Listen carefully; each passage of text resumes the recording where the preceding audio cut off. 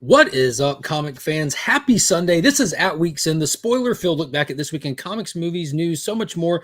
We're going to be spoiling it all. It was a fantastic week for books. I finally have a giant stack of books. It's been a few weeks since I've had a stack this big to go through and read, and they were all fantastic. Spoiler alert right there. It was also the decline of the Marvels, unfortunately, at the box office, but it was the rise of the monsters on Apple TV and my first venture into Apple TV. So I'm excited to dive into some of this. Without further ado, let's get into it.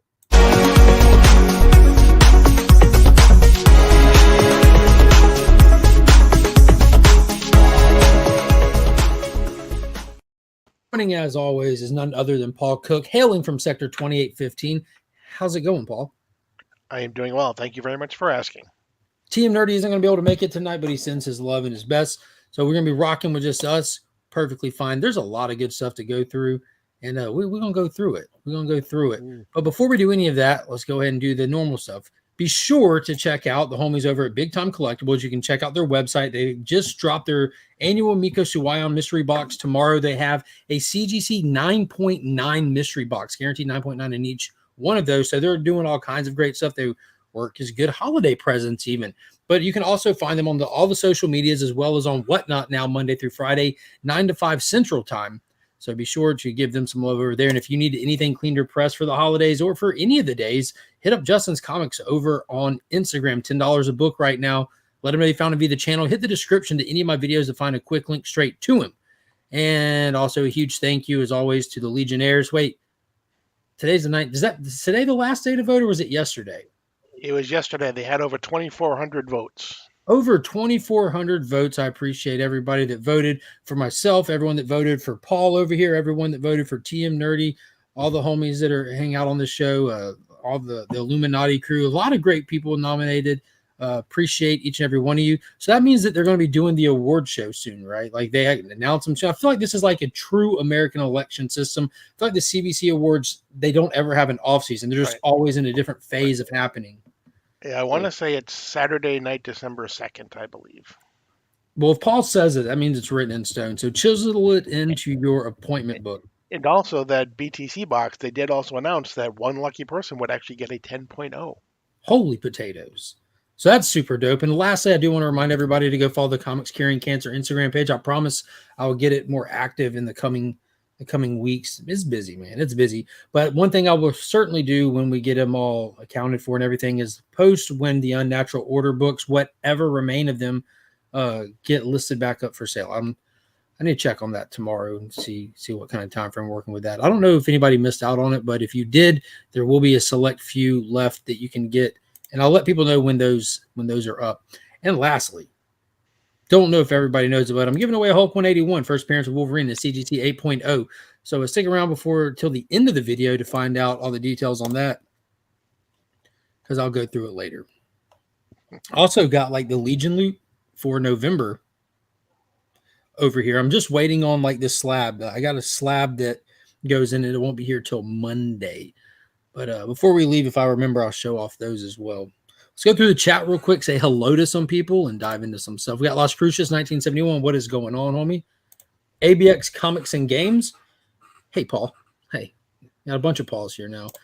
Headquake Jr. is in the building. What is going on? Good morning. 7:57 p.m. Morning, all. What's up, Pops?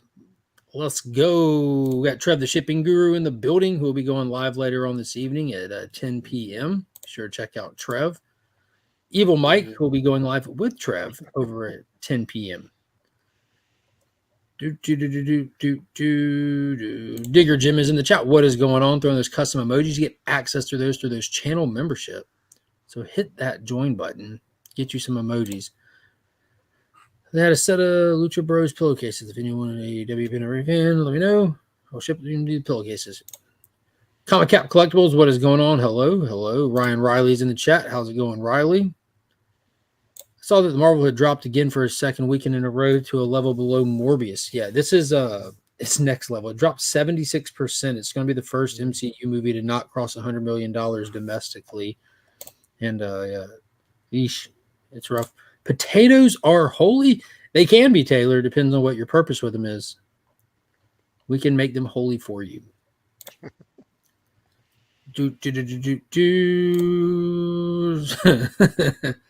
I would sell my body to science to win the Miko OAP BTC is giving away. He picks up a bus and throws it back down as he stomps his way all around town. Go, go, Godzilla. Fantastic. Brian LCS, the man, the myth, the legend, the one behind the CBC Awards is in the chat. What is going on, Brian? Hope you're doing good. Splash Page Comics, hello. Good to see you in the chat. Bus scene in Monarch was dope. Fantastic scene. That's a weird flex. That is a super weird flex. You're going to have to unpack that with a therapist, Mike. Because if my recollection is a bus full of children died scene, right? Am I remembering that correct? That's the way I saw it. Minus That's the way they appeared on my television. Maybe it was different on other televisions. Mike, what show did you watch? The word fantastic is an odd play for that scene.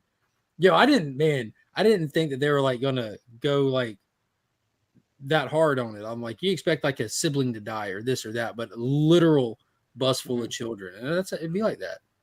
Now you see why people in like Godzilla King of the Monsters are so like negative about these big titans, despite the titans' purpose. It's like, yo, like the collateral damages, it's excessive. There goes Tokyo. Yes. Kids gone swimming. My God. My God. Oh my God.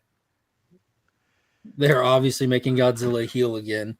Yeah, this is the MonsterVerse, so it's just one. It's kind of like Godzilla King of the Monsters, how you had the lead character named Mark, who was very not forgiving of Godzilla. Doesn't care that his son's death was not something that was the monster's intent. He still blamed the monster no matter what, you know.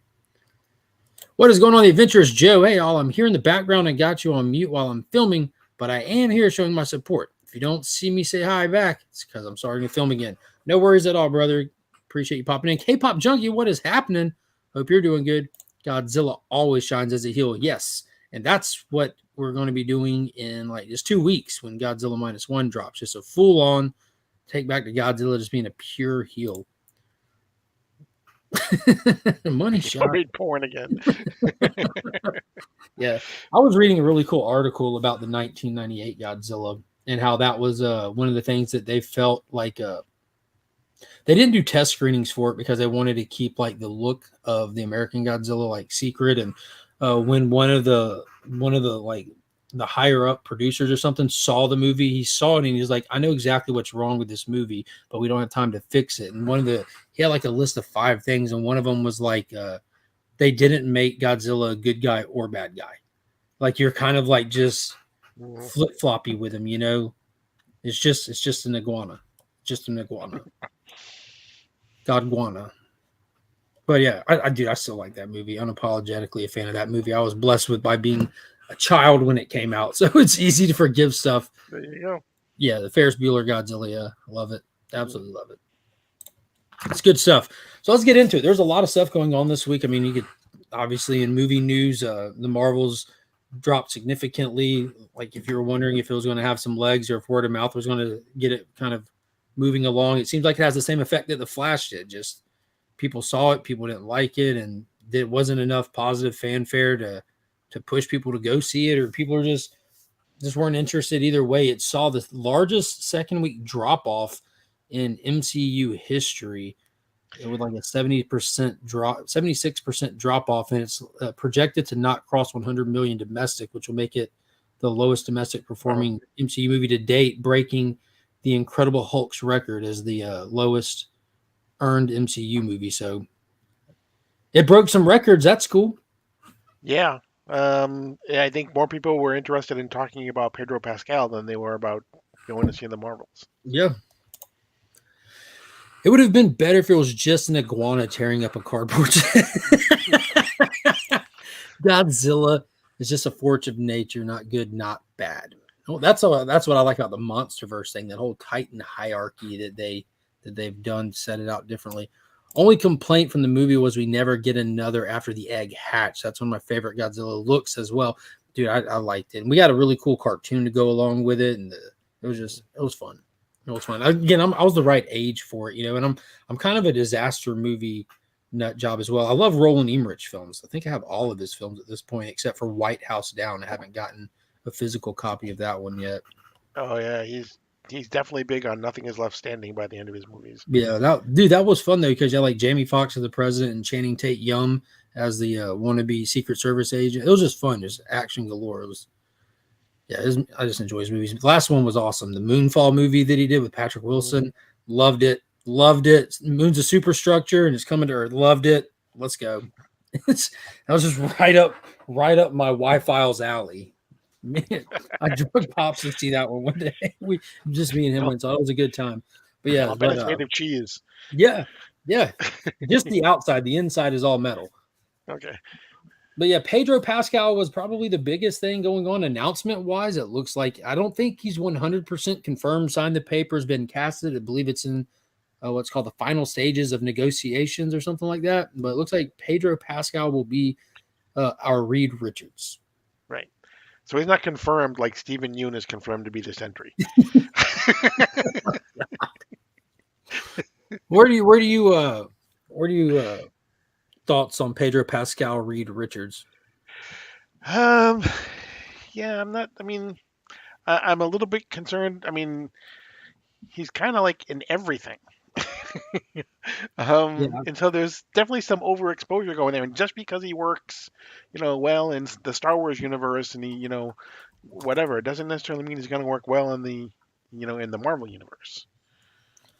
real quick. Is this a Ted Lasso group chat? It will be soon. I asked Paul before we went live. He is Apple TV positive, but he is not Ted Lasso positive yet. So we will.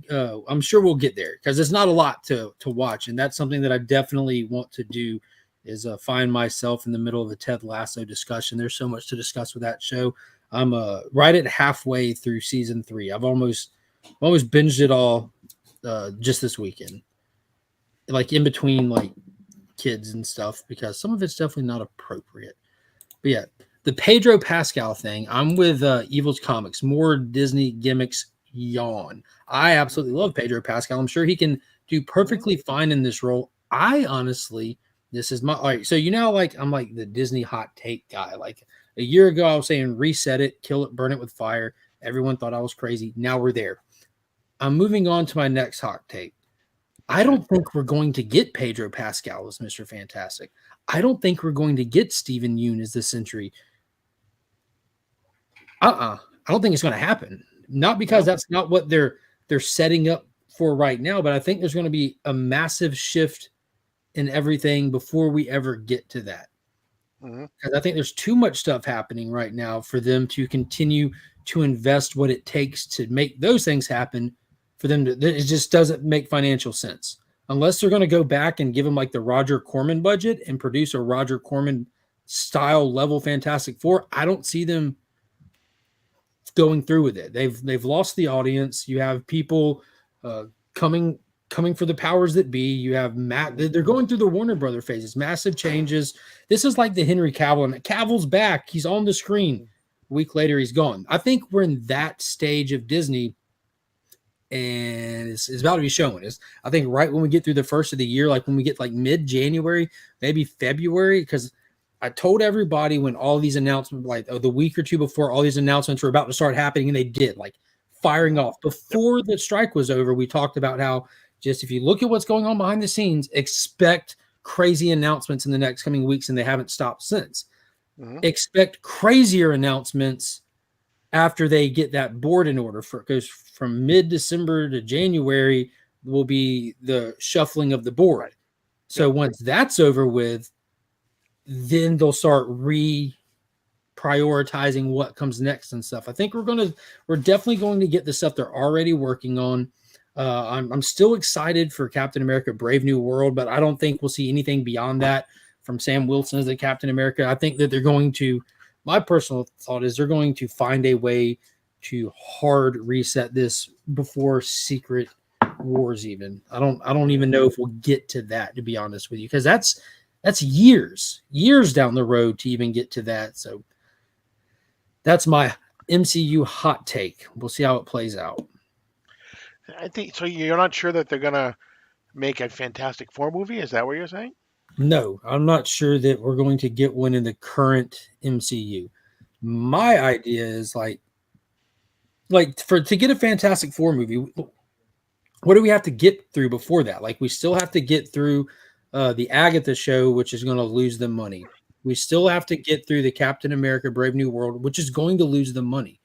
We still have to get through numerous projects that they're already working on that like the same atmosphere of fans that didn't like Ant-Man, that didn't like Wakanda Hmm. Forgettable, that didn't like the Marvels, that just they're not going to see them. They're not supporting them. They've lost the fan base. They've lost them. The Hmm. people that do go are not in a big enough number for it to be profitable. So they're not going to continue doing that. They're not going to continue just giving away money knowing they are. And they're going to have to lose a lot of money still with the stuff that's already slated. So why would they add Fantastic Four onto that list? Why would they add X-Men onto that list versus putting a hard stop on what they're doing, restructuring, rebooting, and starting the MCU over? Now, what better way to start the next Hmm. phase of the MCU? Not with Iron Man, not with Thor. You can't just change the actors and tell people to love them again. No, you got to start Hmm. somewhere at the ground level. And Marvel's First Family is a no-brainer foundation point for the next MCU in my mind. Right, and that's why I think. I mean, I can definitely see things happening the way you just said it, but I think we've talked about this before too. Is I think part of the issue, besides the fact that they really weren't making very good movies, is that they had basically used up all of their A-listers for the most part. Right, they were all gone. Right, and so there are only a couple of properties that they have that the Marvel Cinematic Universe has not made, and that would be to me the X-Men and the Fantastic Four. So those are kind of like part of the crown jewels of the Marvel universe that Marvel hasn't made. So I could see them still going ahead with those. I kind of wish they wouldn't do the Agatha stuff. I wouldn't doubt if they um, after the Brave New World, if we don't see the Falcon again. But yeah, and I think the Sentry I thought was going to be part of the Thunderbolts movie. Mm, yeah, that's the secret character speculation for it. So I Right. guess I can just that like you remember how Sentry was introduced in the new Avengers, like Hmm. the outbreak of prisoners on Stryker's Island. He was just in there. Now just think like Thunderbolts is made up of villains. Just picture like a prison break where they're at, and Hmm. Sentry's just happens to be down there. It's like set up perfectly. But dude, what kind of universe, what state of universe are you going to attempt to introduce the X-Men into, or the Fantastic Four into, to give them the chance to be successful? I don't think it's there. I just don't think it's there. What are you going to do with them? Like, and I don't know. I mean, like you can like if I was forced to sit there and like draw a story out with what you have to work with, I think Fantastic Four is a layup because you have Galactus. You can call back to Eternals finally, reference a giant hand in there because Galactus' sole purpose for existing is to devour these planets that have Eternals gestating or Hmm. Celestials gestating in them. But I still don't think anyone cares anymore. And then when I say anyone, I don't mean like a hard zero. I mean like Hmm. colloquially here, but you Right. don't have a big enough fan base to justify the films anymore. And I don't think that I don't think they're capable of budgeting them down, or they would have budgeted them down. I just I don't see it. But Yeah. I think Comic Journey has a good point. They'll be fine after Deadpool resets them. Deadpool's not resetting the MCU. Deadpool is killing the 20th Century Fox universe, which is why the post-credit beast at the end of Miss Marvel was just another bait and switch moment. It's the fourth time now. I don't know why. Like it was cool seeing Beast. That's it. That's where it starts and ends. Like we had the Quicksilver Nothing Burger. We've had Hmm. the Kamala Khan X-Men music Nothing Burger. We've got the Beast, and there was one more that they did. Even that, We had Charles Xavier in the Quantum Mania. yeah, we've I had a mean, bunch the of Monsterville of the Multiverse of mom, Madness yeah, as part of the Doctor Strange Illuminati. mom, Multiverse of Madness. So we know that the Fox universe is not getting just folded into the MCU, and if they do, that's the dumbest move they can make. Is where like, that's just crazy. Like, so you need a fresh start. They've watered down the intro to the X-Men. They've introduced vaguely new viewers to a universe that's not going to be around, and us people that have been watching them for since way back then when X-Men dropped 23 years ago. See, they can't just roll with that universe. So much has happened over there. Like it's just there's no fixing it.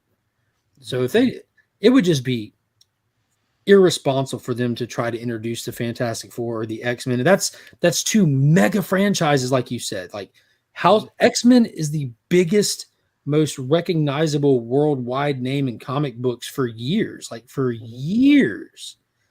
And that's just crazy to think that they wouldn't take this opportunity. Yeah, and then to your point too is, I think the part of the um, part of what I think they may end up doing, which I don't think is right, but I think they may say, we can't spend $300 million on movies anymore, you know, Yeah, and I hope so they don't. You know what happens when you can't? You're forced to Mhm. write a better script. Right, exactly. But I also don't, but I also think that these, A-list, these crown jewels, they deserve to have more funding than some of the, B and C listers as well. Um, so It's going to be it'll definitely interesting be to an watch. interesting. Yeah, Hmm. it's gonna be interesting to watch. I've done found myself like very interested in like the how like just all this playing out. You know, I think just watching Warner Brothers go through this kind of stuff numerous times in the past few years just sparked my interest in it. And now we're seeing Disney's version of it. It's going to be interesting to see how it goes. And the bottom line, like and I've said this before, no matter how much like I enjoy Werewolf by Night or I don't enjoy Ant-Man, how much I enjoyed Guardians Christmas special or how much I didn't enjoy the Marvels, when it all comes down to it, if these companies are forced to reevaluate and make a better product, we all win. Like Hmm. that means it should be getting better across the board, you know, across the whole. So that's what it is, and this is a no brainer to me. That's what I'm saying. Set it in the '60s. You're good. You're good. Cosmic rays. They don't have to age normal. It's like the JSA. You know, like they're golden age characters, but they don't age like everyone else because of comic magic. They there's a story out there. You know, it just seems so basic. Currently not excited for anything Marvel related. I'll watch the stuff, but it's just boredom currently, broken currently. Yeah, I'm. It feels like homework to me. I get excited when they're enjoyable, and it's just extra frustrating when they're just the same old same. So, oh, I'm right here, right here. We went and saw that opening day. Paw Patrol Mighty Pups. That's right, It's on Paramount Plus now. and I agree. They are the absolute A-listers. They deserve the best, and they're not going to get it with the current Mhm. state of who's writing for Disney and who's it's like the best actors in the world cannot deliver a good movie if they're not given the ability to. Brie Larson is hated as Captain Marvel, just as Captain Marvel. Her other projects, her other stuff she does succeed. She's an Oscar winning actress. She's Mhm. got a show on Apple right now that's like certified fresh. Kong Skull Island. No one's like, oh, Brie Larson. Brr. No, everyone loved it. Fantastic movie. 22 Jump Street, hilarious, but you have to have the right people behind you. Movies are a team effort. Like it doesn't. So I feel bad. Like they did those ladies dirty who starred in the Marvels, and they're going to do Pedro Pascal dirty unless they get proper creatives on it. And so far, all we're seeing is people quitting and leaving these properties. Chris Pine was just asked if he would uh, jump back into a superhero thing, and he didn't even hesitate in an interview. He's like, nope, and didn't even expand on it.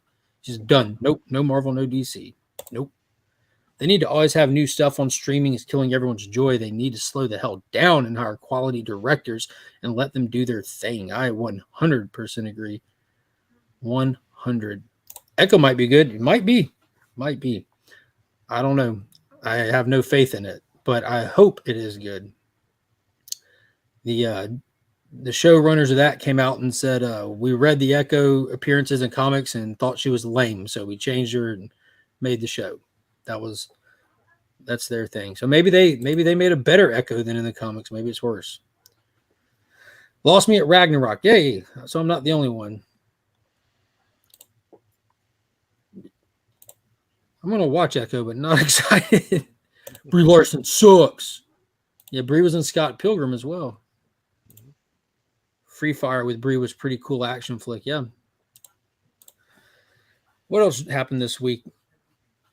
Who's that? Oh yeah, Sweaty Corn posted in the gym. He's getting bulked up for Superman. We also had a And a major casting. announcement. Yeah. You remember the girl's name? I do not. I never heard of her. So it got posted this past week that the first villain, I don't know if it's going to be the main villain or if it's just the introduction of one of multiple villains, but a villain for Superman Legacy was announced, and it has tie-ins to Jim Lee's Wildstorm universe that came with him over to DC Comics when he started working there. A character called the Engineer. So this is springboarding and already world building for the Authority film that was announced. And I think it's really cool that they're already going to be including characters, Wildstorm characters, right from the rip. Just have them in there. That way, everyone's not like trying to figure out who or what they are as general audience people come in. They're just part of DC. I think that's super smart, super duper cool.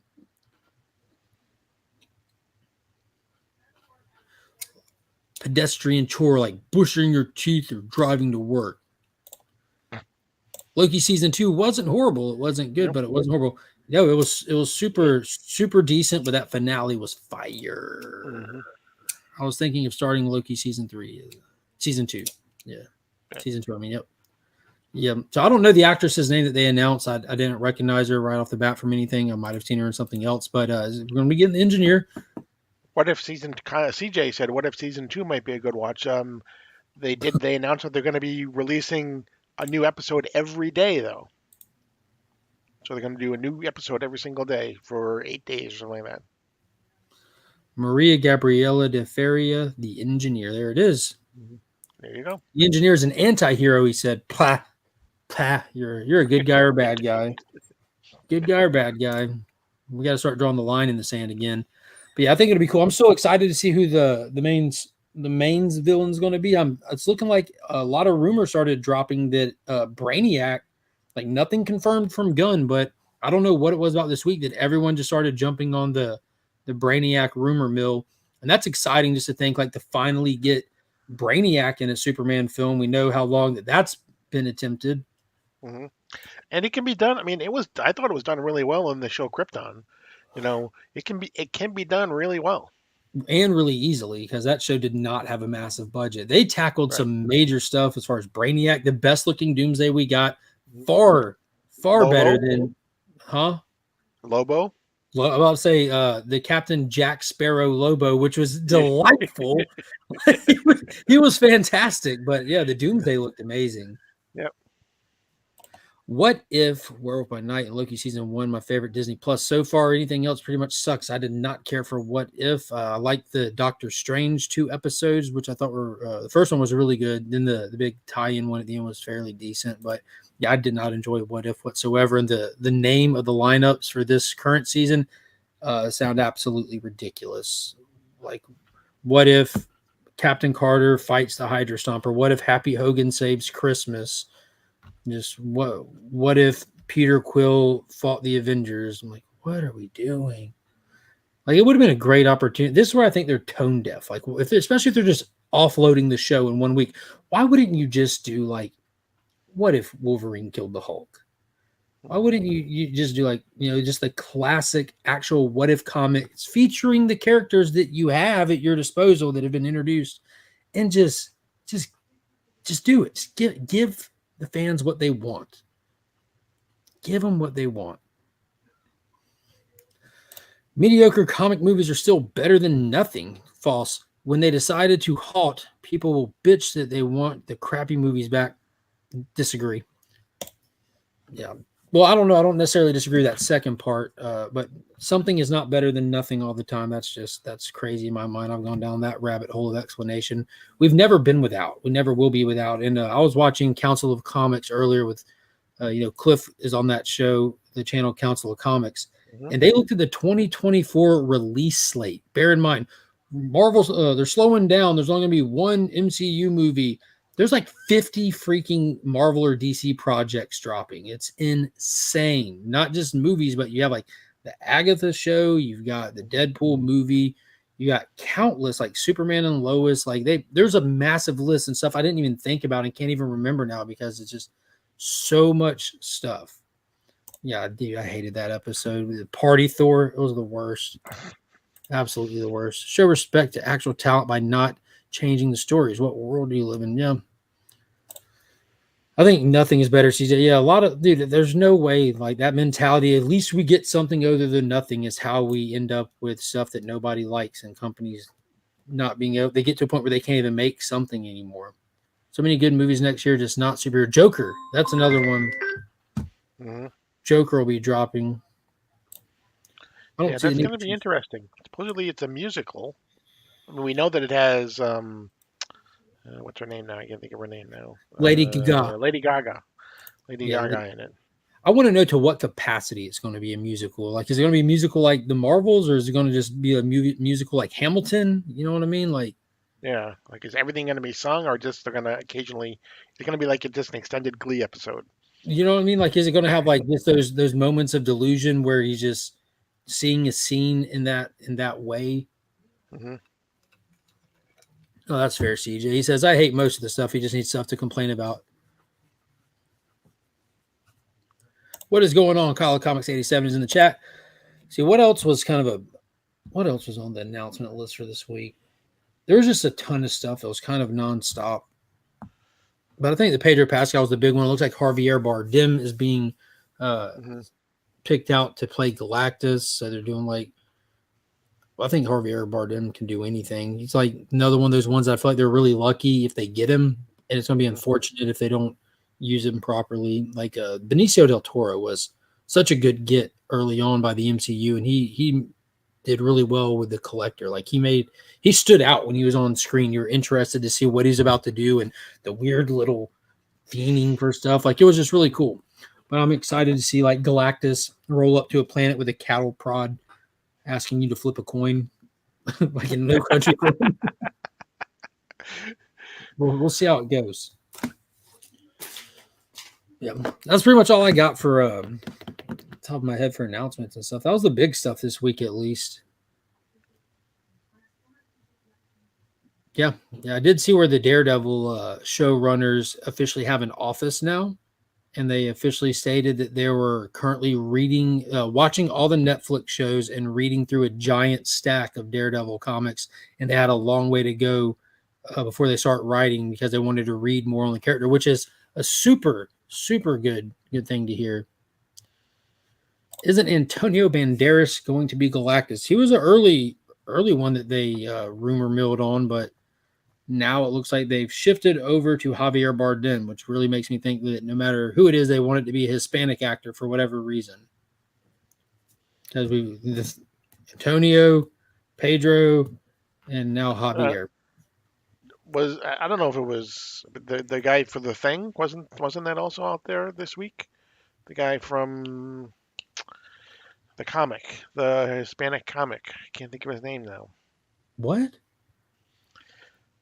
I don't know if it was like people just making like being sarcastic because it was Pedro Pascal, and so they were like doing, kind of going along with that. But I'll see Oh, if I can find it. Boss Logic was going hard on those. Boss Logic kept posting Pedro Pascal as every character of the Fantastic Four, just joking about how he's in everything now. Mm. Yeah, that's kind of what I said. I mean, he kind of is, even the best actors can be overexposed. Yeah, fully agree. And I mean, like, I only really know Pedro Pascal, especially recently from The Last of Us and The The Last of Us. Mandalorian. Hmm. Yeah, and The Mandalorian. I don't know what else Yeah, I mean, the good thing about used in. him and the Mandalorian is I mean, you see his face once, but you never really see his face. So there's a lot Yeah, of people who wouldn't necessarily even know that that's who he is. yeah, we'll see. We'll see where it goes.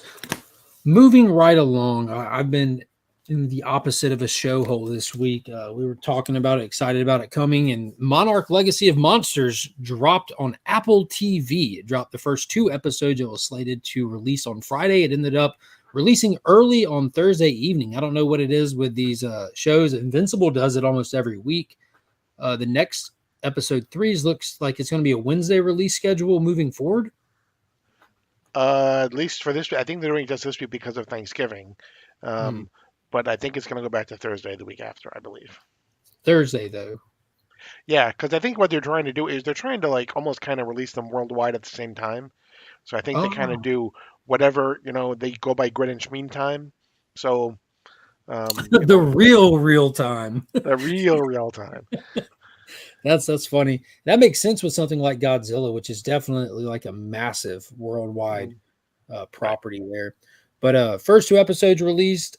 I activated my Apple TV account Thursday evening in preparation for Friday, and had no clue that you don't have to pay for it. Apparently, Will Smith gave us Apple TV. I don't know the history behind that, but three full months free when you sign up to Apple TV. Mhm. 3 months free. So that's a long time you have to watch it. That'll get you all the way through Legacy of Monsters, and you'll have time to watch Ted Lasso, Silo. There's some good shows, some exclusive films on The, there that fo- I'm the excited to check out. foundation. Yeah, Foundation finally. It's a super duper small streaming platform. Super small. You could kill the entire catalog in probably a month taking your time. But I'm excited to do that. But as far as the show goes, first two episodes are out. I thought they were absolutely incredible. Probably they're both solid green episodes. I'd give the first episode like a little bit less than the second one. The second one kind of getting more into the characters and diving into the story. I was absolutely hooked. That's one of the hardest things to do with these monster movies and stuff, is to make that balance between the fighting with the titans and making you care about the people. But they did a unique little story with this, and it has me invested in the people almost immediately, I feel. But where do you put this? What did you enjoy? What did you? I loved it. I'm not as big a Godzilla or a Titans fan as as you are, but I absolutely loved it. I honestly thought that the second episode was going to end with Kurt Russell turning around, and that was going to be the big, it was going to be him turning around, and that was where it was going to end. But it kept going, which was great.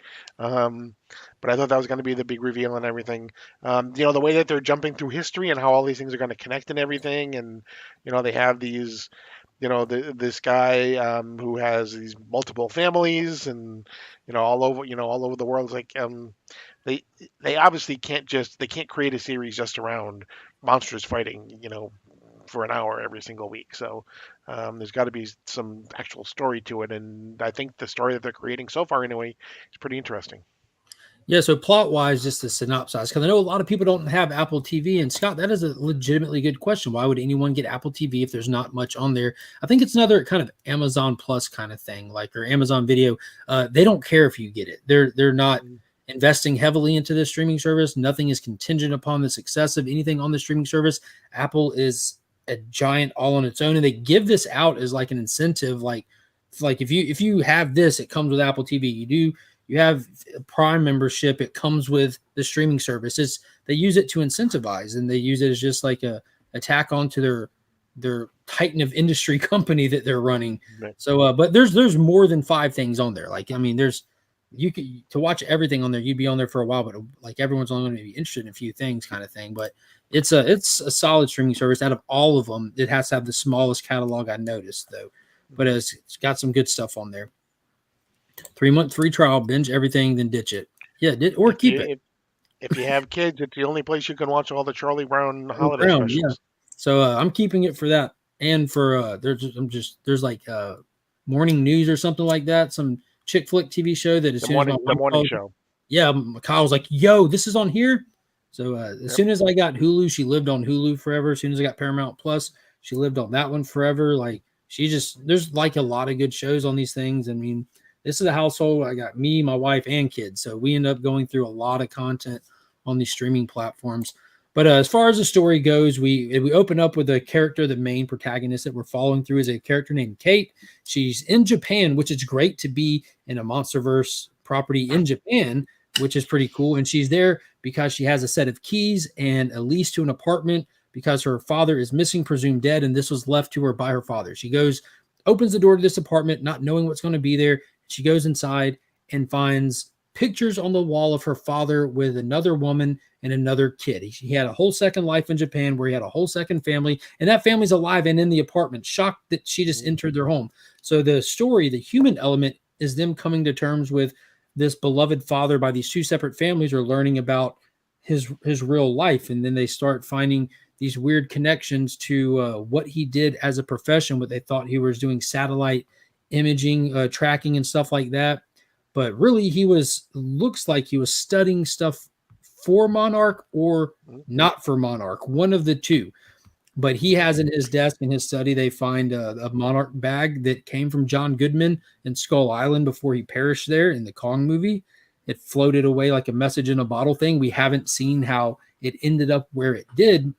But this is where these kids, this cast of characters, start diving into Monarch, trying to unravel what is this mysterious company, this organization, whatever it is, because Kate has direct ties to Monarch, kind of. She was on the bridge in 2014 Godzilla when he walked right through it. She was looked to be a teacher in a bus full of children, as Evil Mike will tell you.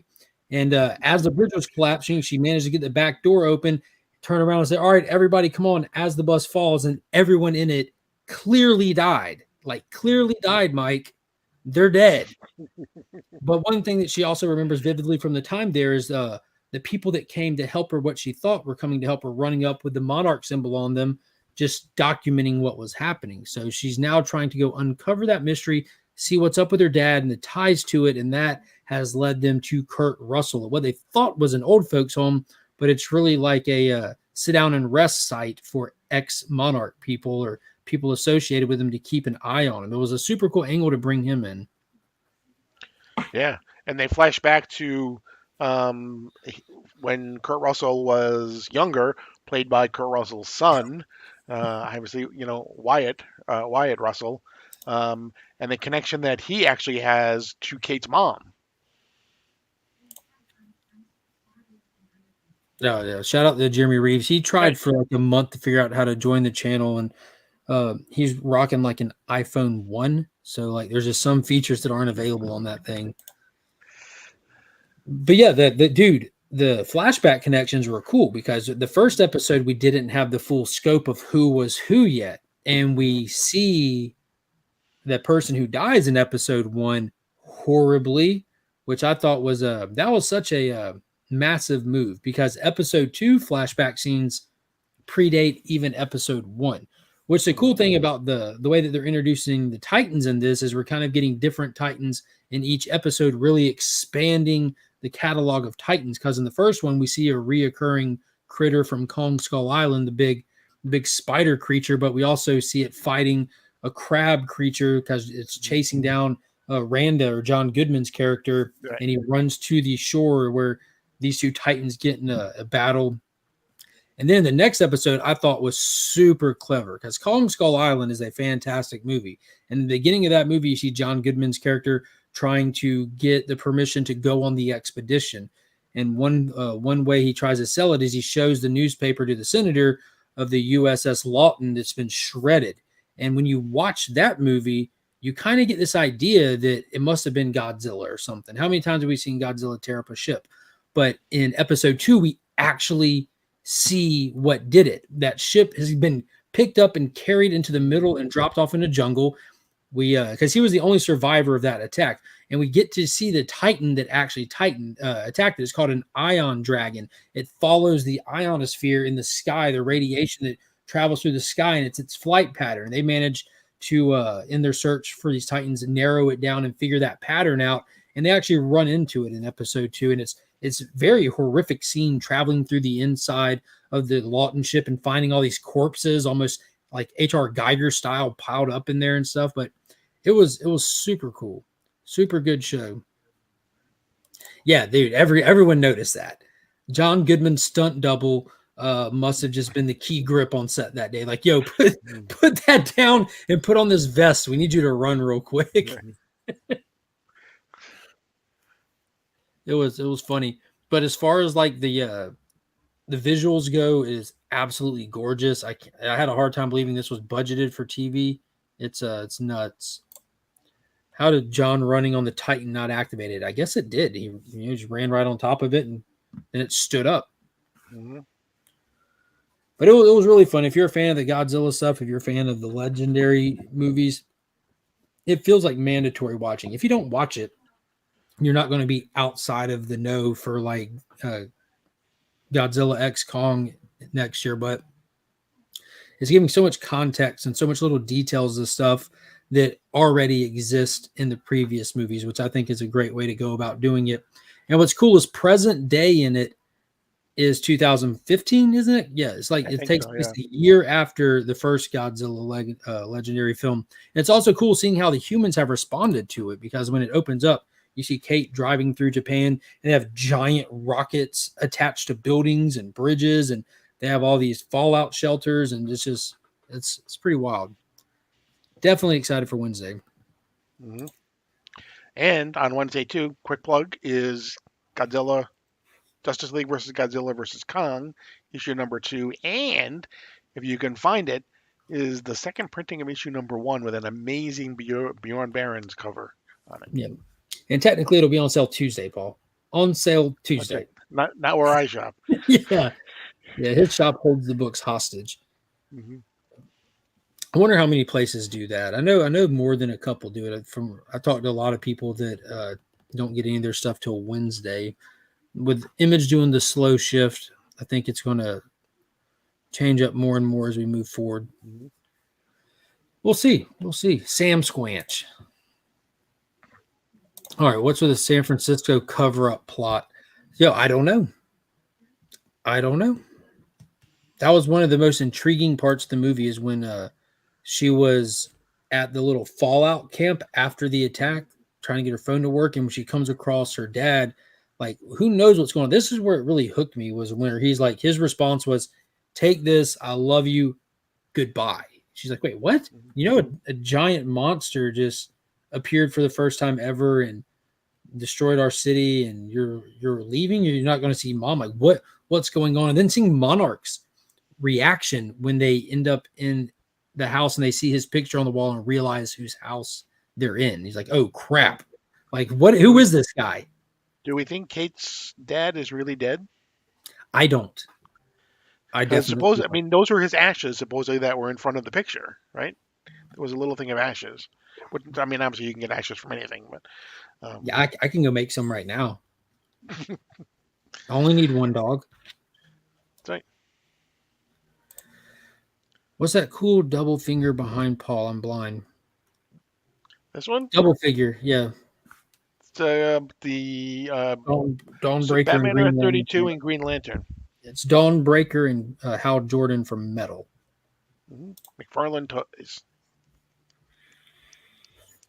Yeah, it's a lot of Green Lantern behind you, plus an Yeah. awesome little May Nightwing, which is an amazing Correct. piece. Boom, you you did it. That's right. I'm like, what do I got to do here? Yeah, so movie wise, I don't think anything else dropped this week. Movie wise, show wise, that was it. Ted Lasso, balls deep in Ted Lasso. Take that how you will. But I'm definitely will be done with that before next week. I'm going to find a way to talk some Ted Lasso somewhere somehow. But we got a lot of comics to cover tonight. You want to dive into some comics? You got anything else you want to hit before we talk comics? No, I don't think so. Everybody, go ahead and drop a comment. Let us know what your read of this week was. What was something you enjoyed tremendously? I'd like to know. There's a lot of good stuff. I do have one that I haven't read yet. I haven't read the finale to Rocketeer Den of Thieves, which I'm excited to dive into this. For those that remember the Joe Johnston Rocketeer movie, there was a scene in it when Howard Hughes showed Cliff a war propaganda video that they got out of Germany of all the German army flying through the air wearing the rocket pack. And that's why it was so important to get the technology to keep it out of Germany's hands, to shut it down. That's what this book is they got the technology and they're having to deal with it. And this is the finale, 4-issue miniseries, IDW, Rocketeer, Den of Thieves. There seems to be like always a Rocketeer book that's going for the past like year or two now. They're always miniseries. If you're a G.I. Joe fan, definitely check it out. Scott says G.I. Joe number 48 was great. First appearance of Sergeant Slaughter. You know, he's here every year for our Joe Fest that we do. He's like the main draw for it. Wow. Have the dip. Behind on reading. All right, Mike, take it easy, bro. Deviant number 1, and I skipped that one. That was the new James Tynion and the Fourth Christmas horror book, I believe. Yes. Let's see. Make sure I read everything else here. Those I'm not talking to some. I have Uh, some that I haven't read, but you can go ahead and spoil them. But all right, we'll just run through them. We'll see what we got. I got Wesley Dodds Sandman, issue number 2 by Robert Venditti. This is one of the 3 6-issue miniseries they're doing right now with the Golden Age characters at DC Comics. And this was super solid for me. And this one you we got didn't get the Darrell Warren Johnson no, I cover, didn't. A covers, bro. A covers. Let's but I figured you would Darrell Warren Johnson. I figured you would be all over that. yeah, he should have done the A cover then.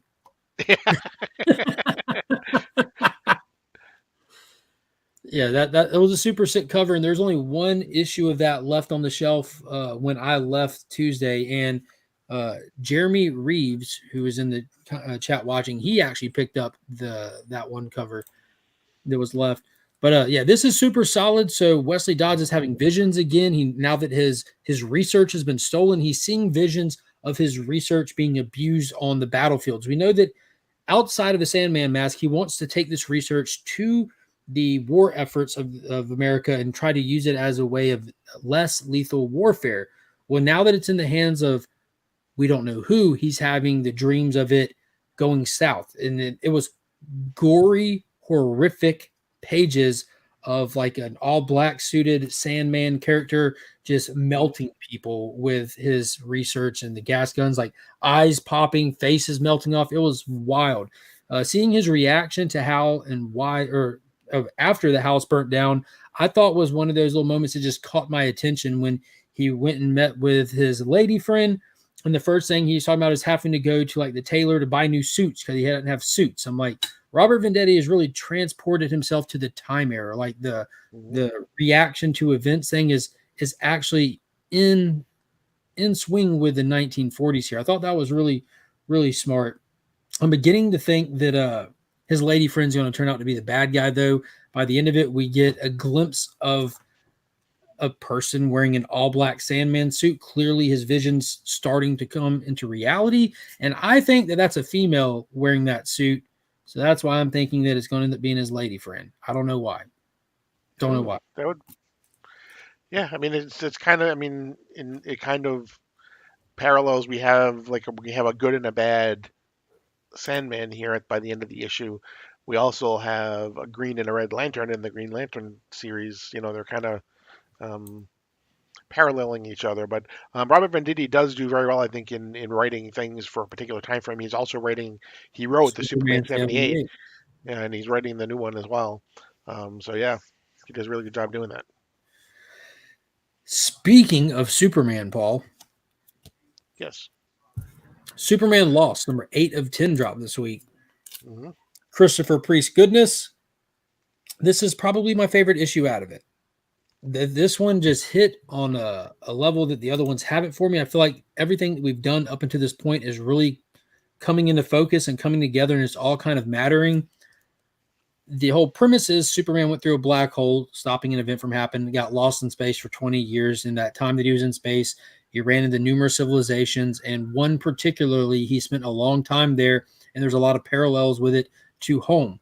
And he was unable to save that planet. He knows full-heartedly that planet is gone, tons of people dead, people he cared about, all this and that, and that's what's weighing on him in real time. It's got him in the headspace of like the whole trauma thing has got him depressed and all that.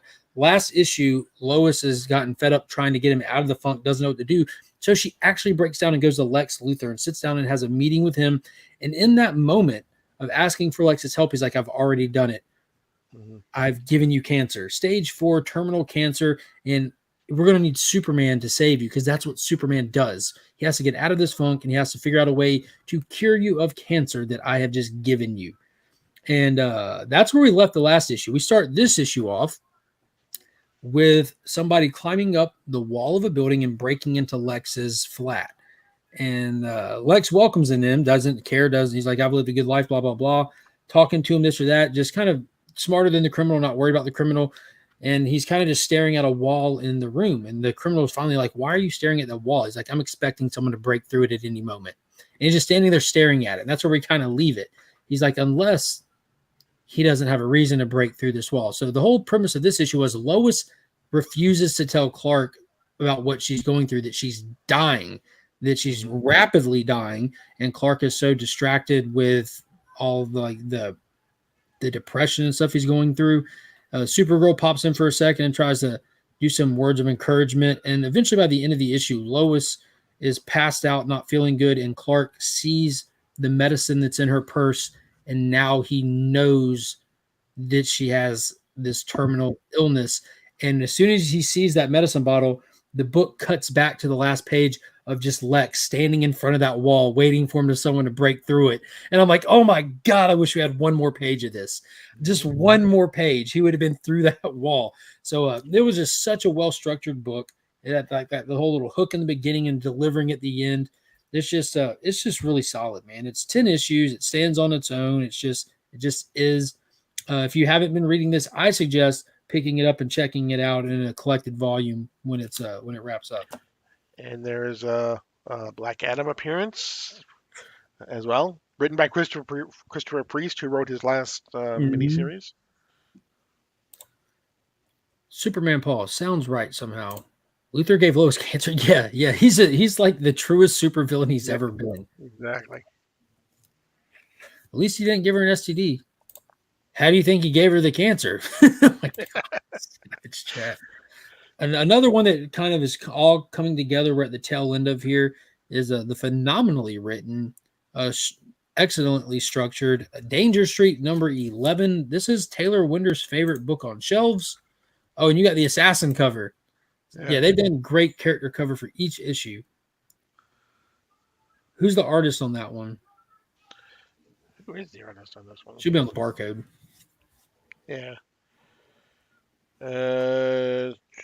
Dave Johnson.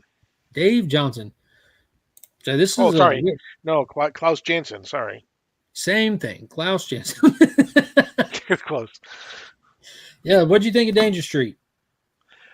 It's careening towards a chaotic finish, I think, which I'm really up for. I mean, this one scene with just all of these heroes. Oh my God! Love just and the poor Dingbat there decomposed. So what we have here is the Helmet of Fate is what everyone's after, from the Green Team to the Outsiders to Starman to Warlord, the Creeper. Everyone wants to get a hold of it because they've all had tragic events happen through this book where they're all living with this massive amount of regret. They're trying to correct it. The Helmet of Fate is the only thing that they believe that's capable of doing that.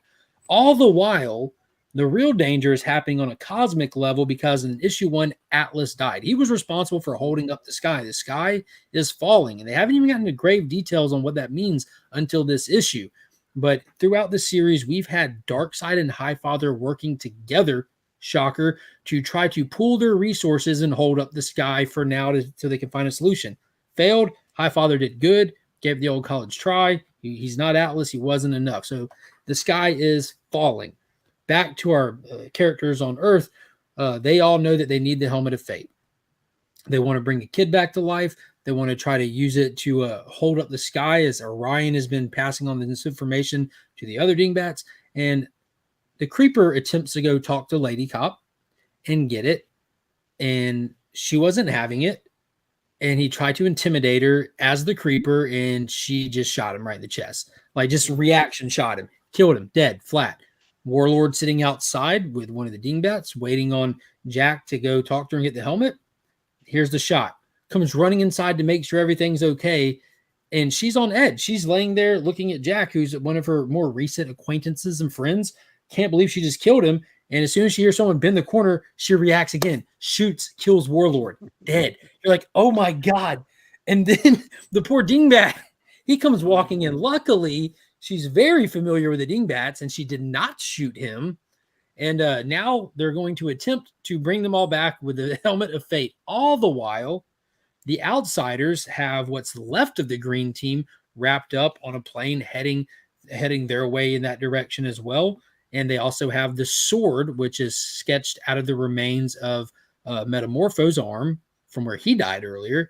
And they're playing with that on the plane, which is really just as a placeholder to show us at the end that the spell with the helmet worked. We don't know to what capacity it worked, but they did something with it, because when they're sitting there using the helmet, trying to activate the magic to bring their friends back, at the very end, we cut to that sword that has been turned back into Metamorpho's arm. And that's where they leave us for the finale. Who knows what's going to happen? They showed us the sky falling, which it almost reminded me of the antimatter through Crisis, swarming through space, wrecks and destroys an entire planet. It's on its way to Earth. We'll see how it all plays out. We got a lot of players. They're all together finally, helmet in hand. It went bananas this issue in the best way possible. Super cool. Loved it. But nobody knows, like, nobody's going to do anything about Manhunter and Assassin chopped to pieces on the roof still, probably. They got the sword back. That's all they wanted. Okay. Yep.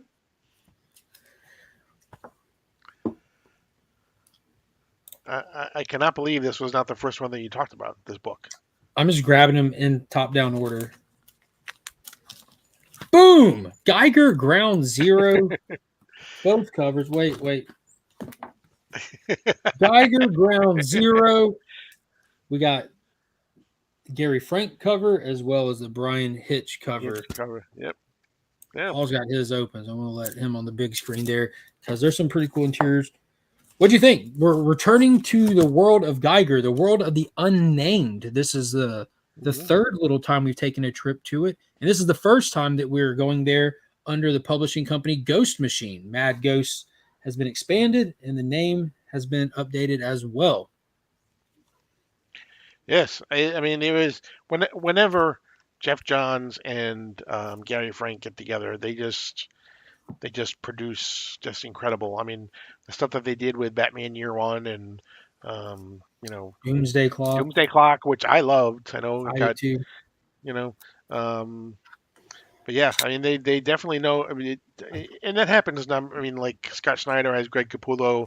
There are just creators that just kind of really work really well together. Mm-hmm. I think in the two Didn't of them. they do Superman Brainiac together also, which I'm sure is going to pull heavily. Yeah, Superman Brainiac. If you've seen the DC animated films, it was called Superman Beyond. That was just an adaptation of Superman Brainiac that Johns and Frank did together. They did Junkyard Joe together, the first Geiger together. It was awesome. What did you think of Ground Zero, part 1 of 2 of the prequel story to the Geiger? Yeah, I mean, I thought. I mean, the way it was structured, I thought was really well. I mean, it was. It's kind of the same thing where it ends on on a page. It's like it definitely makes you want to pick up the next issue. At least it did for me. And I am like all in for this for the unnamed and the what's the name of the I can't think of the name of the something war, the unknown war. Oh, the unknown is the name of this whole universe. It's the unnamed universe. So that gives us Junkyard Joe, First Ghost, Redcoat, Geiger. I think there's something else on there on the timeline. I'm just trying to remember off memory here. But yeah, I'm ready for Redcoat. I'm very ready for Redcoat. Yes, absolutely. But yeah, this is so Geiger gave us a great story talking about a man, the glowing man is what he's called, who exists after the fallout of nuclear war in the United States. We're trying to survive this post-apocalyptic wasteland and get these kids to safety. What the Geiger Ground Zero story does is it goes back and is giving us more context to his past. We're going to spend a little bit more time with the man Tariq Geiger, who also had terminal cancer and was dealing with what it was like to be a father and a husband in those last days that gets interrupted by nuclear war, and where he's able to get his wife and kids to a fallout shelter. He's left outside of it and he gets bombarded with the radiation. And the result of it is he gets turned into the glowing man. We do not have the information of what caused that transformation yet. But one thing we know from the original series is he looks like a normal man who's able to turn on and off the glowing man Geiger abilities with these batons. If you see from this Brian Hitch cover here, the baton is in his hand. It's radioactive. And that's the trick to activating and deactivating his power so it doesn't just run rampant. What's cool about this is you have a lot of people alive still. So there's a lot of different reasons to follow different characters. And one that we're following in here is a scientist being kind of ushered through the wasteland by some pretty crappy guards that clearly are not guards. They're just like survivors that are now, that's their job post-apocalyptic. And they're trying to find out about this guy. They're on the trail of this radiation and stuff. So we balance between the flashback, seeing the last days of the human, and then Then we're bouncing to real time here where he is the glowing man and get a little skirmish, little shutdown kind of moment with him and these guards that just want to kill him.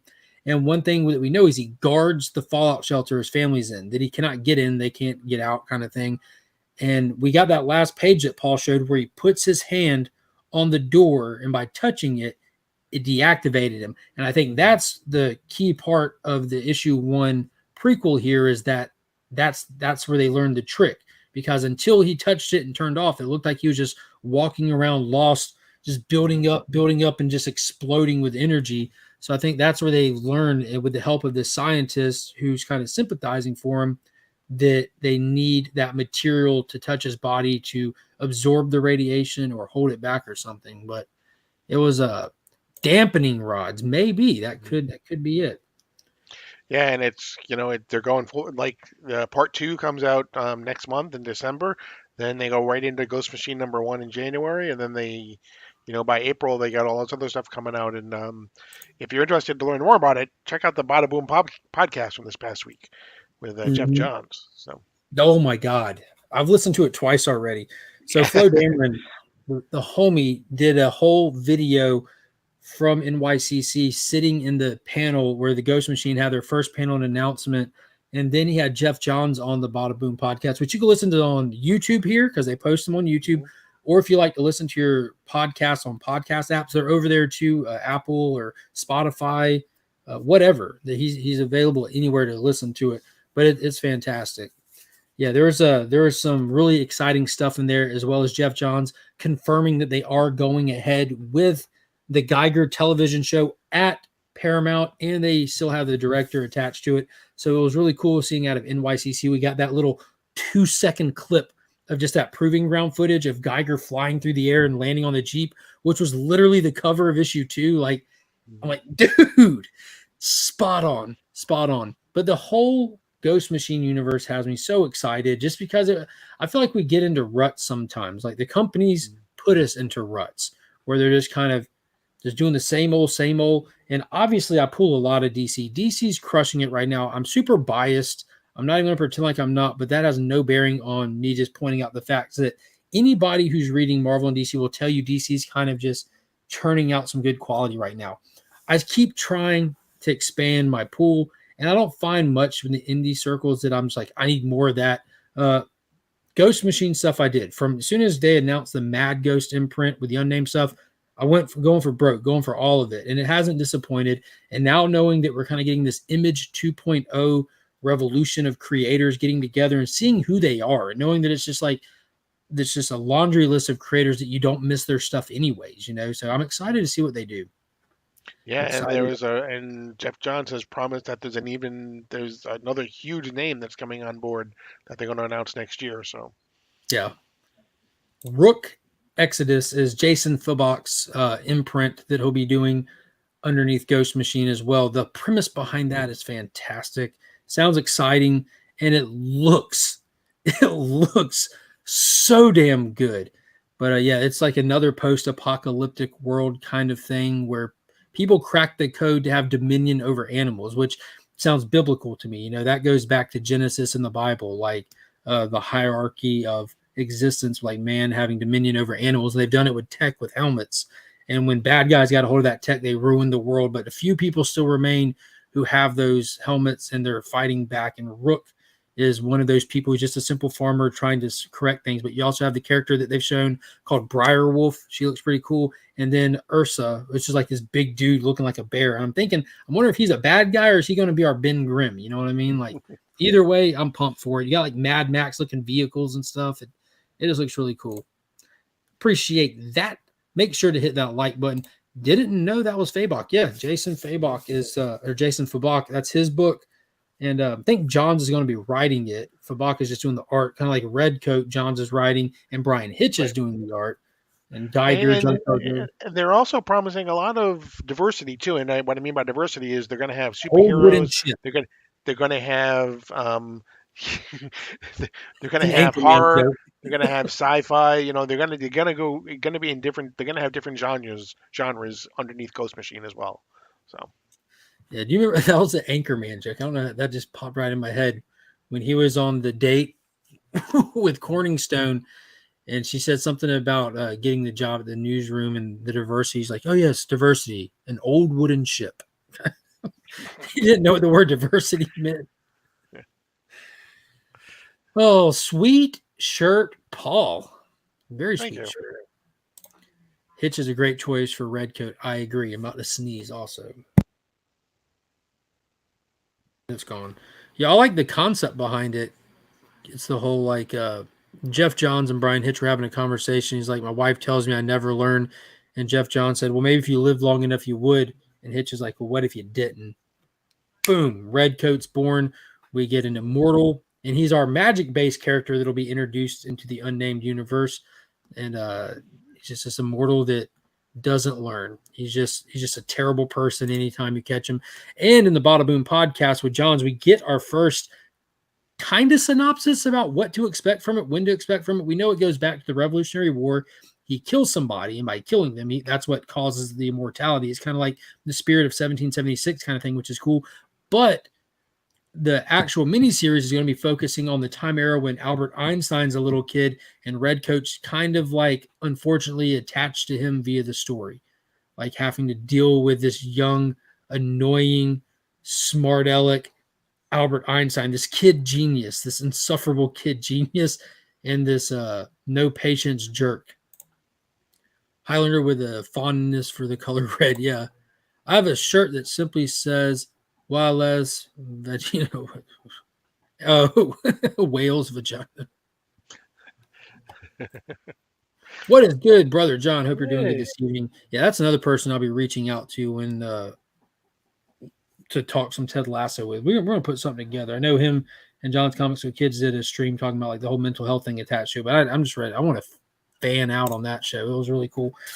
But yeah, Geiger Ground Zero, highly recommend people checking it out. If you haven't jumped on any of this Ghost Machine stuff, it's the time to do it. There's only 2 miniseries and a one shot that's been published so far, so you can still get in at the ground level, and it's about to explode. I'm hoping for more from the Invincible and Walking Dead universe. I bet Firepower is going to be in the near future. Now, are you referring to like comic wise or seeing more in like outside of comics? Because I don't know if Firepower is still going or not, but I read that for a while. It started out very strong for me. I enjoyed it a lot. Then I kind of just fell off. Just didn't really enjoy it that much. And I don't know. I want to say it's wrapping up for some reason, but I'm not positive, to be honest with you. What, Walking Dead or Firepower? Firepower.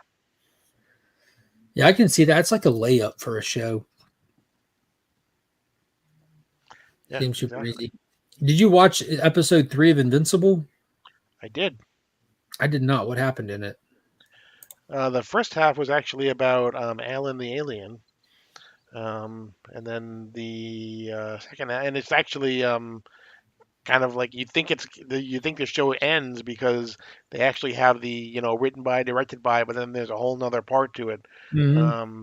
and there's more about uh, in, Mark Grayson is sent off to this other uh, uh, planet that is supposedly um, his father did something, and so he thinks he's going in there to marry somebody, but when he gets there, it ends up being something totally different, and it's like it's very chaotic. Um, but I still enjoyed it. I know when we first were talking, we were talking about it, I was not so happy about the fact that it was only 4 episodes and then they're taking a break. But each episode is almost 50 minutes long, so it's like you're getting 2 episodes in each one. Oh, So, nice. so it's like you're getting 8 episodes almost exact because most cartoons are like 22 minutes or Mhm. whatever. So it's like you're getting 8 episodes and then they're taking a break and then hopefully the That's pretty uh, decent. You know where I yeah. stand. I started watching episode 2 and went to shoot rockets with the kids in the yard and hadn't gone back to it yet. I definitely will.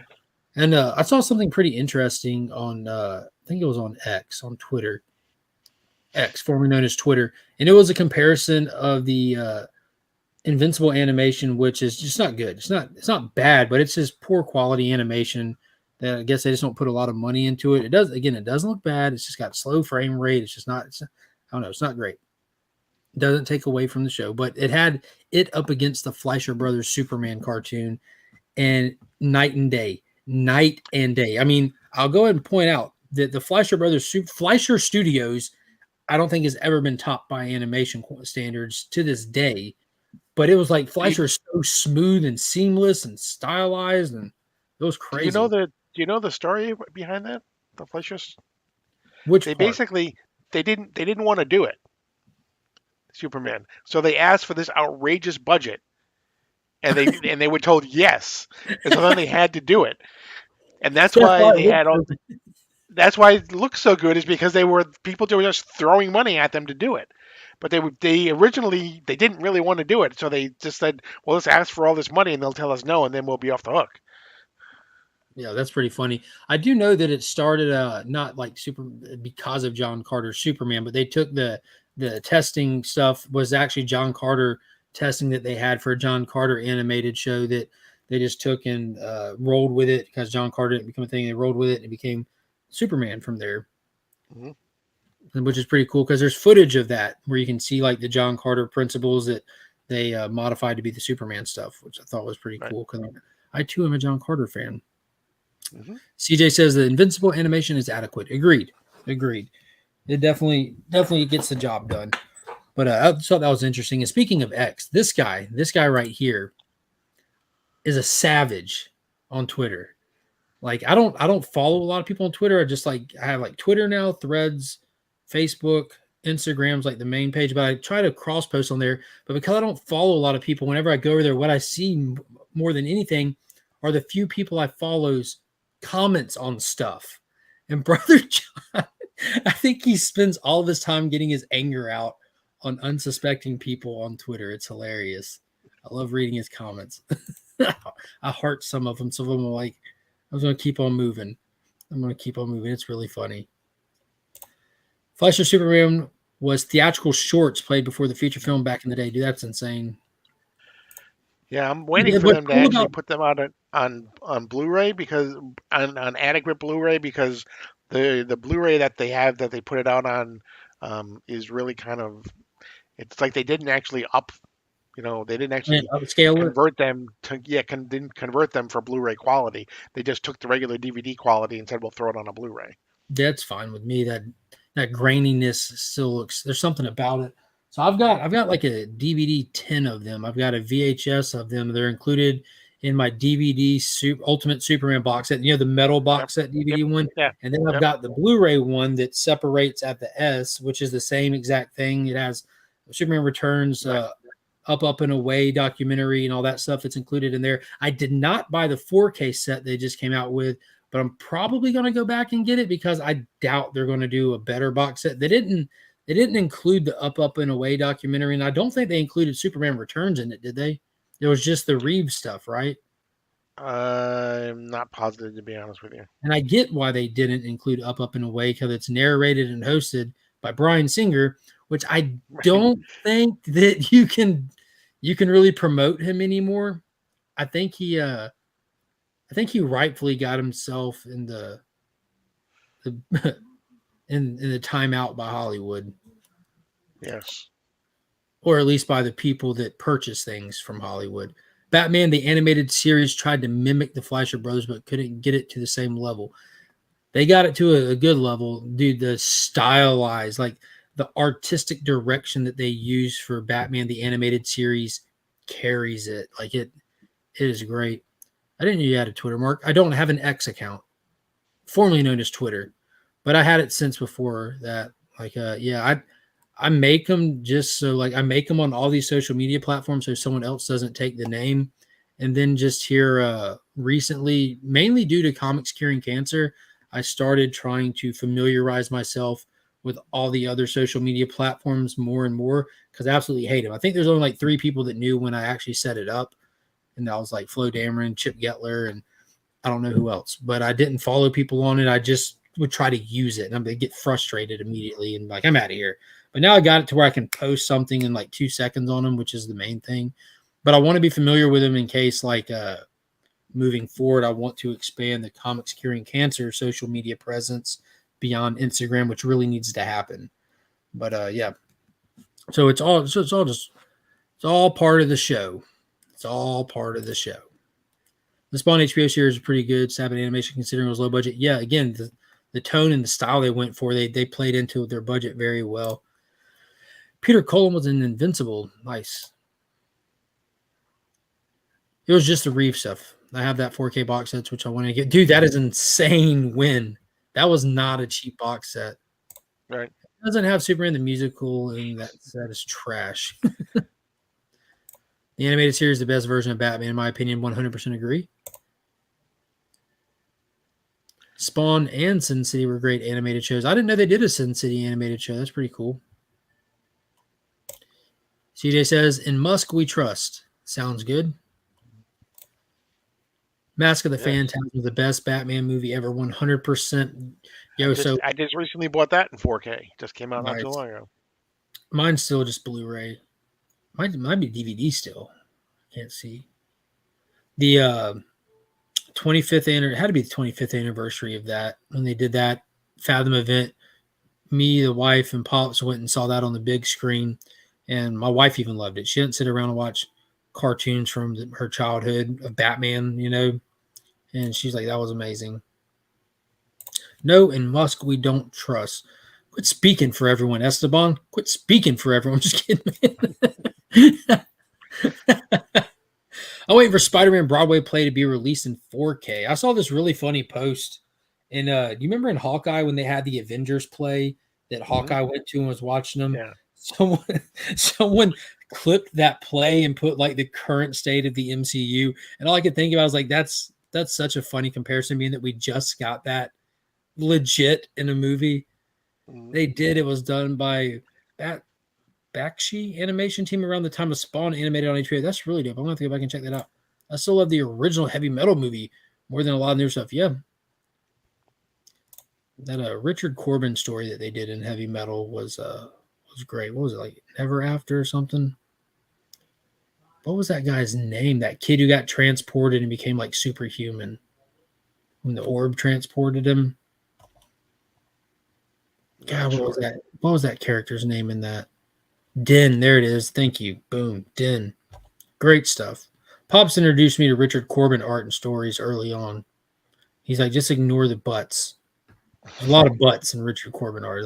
He didn't think people needed pants for some reason. I mean, arguably they don't. It's a whole different conversation, but it was awesome stories. All right, I'm going to burn through a couple real quick. All right, because these are ones that these are getting mailed out Tuesday. They were giveaways. But Speed Force #1 dropped. Unreadable, in my opinion. Unreadable, which is sad. Unreadable. I bought it, but I haven't read it yet. I flipped through it, and I'm like, I do not like the art. You know what I'm saying? I made it a few pages. Paul couldn't even make it one page. No, it was corny, super corny kid stuff. I was hoping that they would. They're doing weird stuff with Connor Kent right now. You have Ace and Avery, which is the Flash of China, kind of just hanging out playing video games, and then they're fighting against this villain who's putting people in a trance with music. And I'm like, yo, who reads this? Like, they need to like put something on the cover of these, like, like video games say intended for mature readers, intended for kids. They need something like that on these books. Like, yo, if you're not 7, do not buy this book. If you are over 7, please buy it for a 7-year-old. There, but it was corny. Batman and Robin issue 3. I'm not reading this either, but that David Finch cover was awesome, so I gave it away. It has Shush, the female Hush character. I don't know what's going on in that series. You read this one yet? I have not. I haven't read it yet. I'm curious to hear about it, but I don't have to put in the time for it. This, on the other hand, shocked me. Outsiders issue #1. Don't know who's writing it. There it is. Lansing. This was super cool. I really enjoyed it's a team. It's 2 people writing it. Lansing and Kelly. Okay. Yeah. They're a team. You get a chance to read this one yet? I have not. It is right here. I just haven't read it. Although I do know that there's some things. If you're a big fan of the Wildstorm universe, I hear that this might actually be for you. Yeah, in a major way. So I'm liking that we're getting to see more Wildstorm stuff. I know that the Wildstorm characters have kind of been present in and out of the Batman anthology stuff a lot lately. You also have like Zealot happening over in what is it, Fire and Ice or Birds of Prey? One, I think Birds of Prey. We had the Wildcat series just wrapped up, which these characters are going to be vastly important, especially as we move forward into the DCU era, because these characters go into the big screen. But planetary, this is literally planetary. That's what this is. Yeah. And what's really cool about this is you have Batwing setting up a team funded by his and his father's money, and the team has a purpose. We're not going to go fight supervillains and stuff. We're going after the weird, mysterious, and unexplainable things happening around the world. In this case, there's a disturbance under the ice caps in Antarctica. They go down there. He's been down there. He's been sending teams in. They've been going missing. He gets Batgirl to give him some help from a friend. They make it in there, and when they do, it's a massive ship from the multiverse that crashed there. Don't know when. Its reactor is going critical. So they have to shut it down. In the process of doing it, they have the help from the third member of the team who you don't see on the cover, who is the drummer from Planetary, who can like tap on, talk to machines and stuff like that. While they're in there, because it's the multiversal ship, you see like kind of like Batman's cases with the suits in them, except this has corpses in them, skeletons in them. Jenny Sparks is one of them, but don't know which Jenny Spark from what multiverse and stuff like that. But there's so many call outs to Wildstorm stuff and all that. It was super cool. So I'm excited to see what they do next. And if they kind of make it episodic where they're going and like working on a different mystery here, a different mystery there, I think I'll be even more into it. Hear me out, CJ. Elon Musk and Bill Nye travel the universe together in a time machine and educate us to history and science. That might be for me because I love Batwoman and Batwing in Detective Comics. Yeah, definitely check it out. Wildstorm is dope. A lot of characters that don't get enough love. That's why it's always fun when they pop up. And Wildcats just ended, right? Yeah, finally. I think it wrapped up at like 12 issues. Mm. She is a babe. She is, in fact, a babe. Actually, did a Felix the Cat X-rated cartoon, I believe. Fritz the Cat. There you go. An X-rated cartoon of Felix the Cat. Pretty much. Nice. Here's another one that I didn't read. I started to read it and ran out of time and said, yeah, I'm good. Yeah, I'm okay. It didn't seem bad. First couple pages, they were it was pretty cool. They were trying to expel a problem, and it looked like they're going through a phase in the Teen Titans where they were letting people try out for the team. They had like Livewire there. He was too hot-handed and he was too violent, and he was breaking all their code of ethics, morals, and laws right in front of him, willy-nilly, kind of like saying, we have these powers. We don't have to follow the rules, blah, blah, blah. They kicked him off the team, so he's coming for revenge, and then I got interrupted and haven't gone back to read the rest of it yet. I might. There's only one more issue of this series. I'm going to pick it up, have the whole series, and I'll end up just selling it all on Pop Static. It doesn't need to be in the PC. If you're a fan of the Teen Titans and you don't have a lot of context or history on the characters and the interactions of them, it's good for that, but it's not sparking my fancy.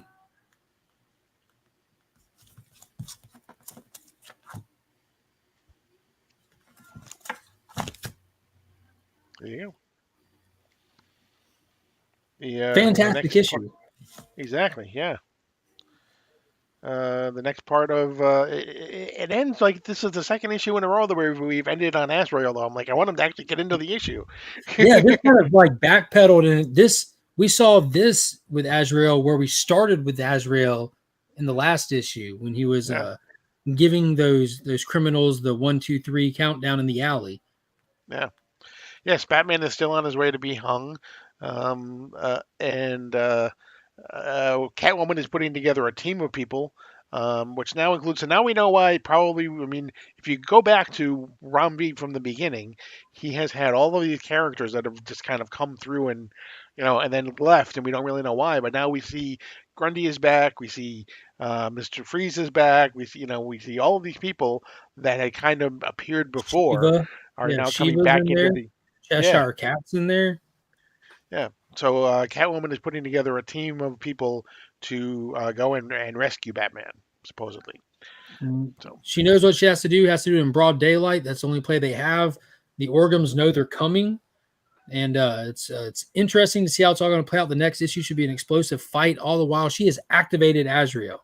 We saw in that last issue a tease that Azrael has talked to his team, which is like Vengeance, Bane's daughter, and a couple people that this city is missing righteous vengeance, and I'm coming. And it showed him open his closet, and we saw the Nightfall suit, his Batman suit, which I'm pumped to see him put back on, which it was all done in Liam Sharp artwork too, which was made it even better. But in this issue, we see what really pushed him to reactivate him, and Catwoman went to him and asked for help. So I think it'll be dope to see Azrael just bring it. I think he's going to be instrumental in the battle that's going to ensue, because the Orgums have an entire army of people that are under their control. This is just really good. It's just really good. There's no way around it. Super dope. I don't know how many issues this. What's it called? Batman Outlaws, the current story arc. Right. I don't know how many issues coming up bi-weekly. So I think it's 4, because I think it's Okay. 2 issues in November, 2 issues in December, I think. So we're halfway, because this was the second Batman Outlaw. Yeah. Yo, we're getting into some really new territory here. I got 2 more Image books, and I've got 1 more DC book.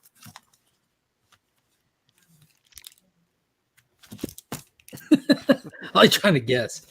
Azrael is a beast when the program activates in him. Yeah.